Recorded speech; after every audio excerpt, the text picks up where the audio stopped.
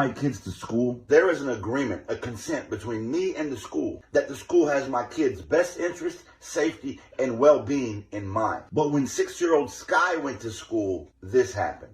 Hi guys, so my daughter Sky Cruz was sexually assaulted at Ashford Park Elementary. She was called a wussy pussy, grabbed on the thigh, attempted to be spat on, touched on the forehead. That was Sky's mother, Sarah. Sarah tried to handle this with the school by emailing the school superintendent and principal, but got no response. So Sarah went up to the school, was let into the school by the secretary, and then this happened. I actually emailed you several times and you didn't email me back. That's why I'm here. You and you. That's why I showed up. Nobody emailed me back. But they're trying to get me out of the school when I'm trying to observe my daughter. Y'all see, right? Miss Sarah also tried to reach out to the parents of the other child, but was brushed off. Shortly after this incident happened and Miss Sarah began questioning the school, her daughter, Sky, was on the bus to go home. The bus broke down. They had to call the parents because they couldn't get the kids home.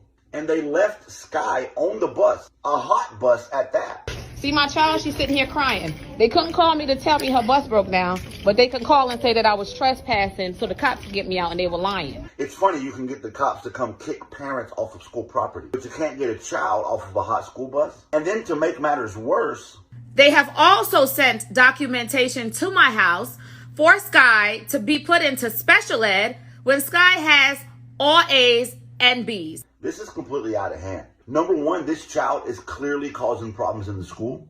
He pulled his teacher's hair. He kicked another student in the chest on that same day. And the kids actually have a code word for him if they see him coming so they could run. To the point that other students don't feel safe around this child. The school should simply address that. Number two, the school should never ignore the concerns of a parent after their child's been assaulted. Miss Sarah tells me that Sky has trouble sleeping and is scared to go to school. Number three, it's very disturbing that a child who has A's and B's is being tested for special education. That sounds like retribution. Just like leaving that child on a hot school bus sounds like retribution. And now guess what? The school year has came to an end and nothing was ever done about this, and it has not been addressed. Well, as a concerned parent, I plan on calling and emailing the superintendent of the Cobb County Schools and finding out why.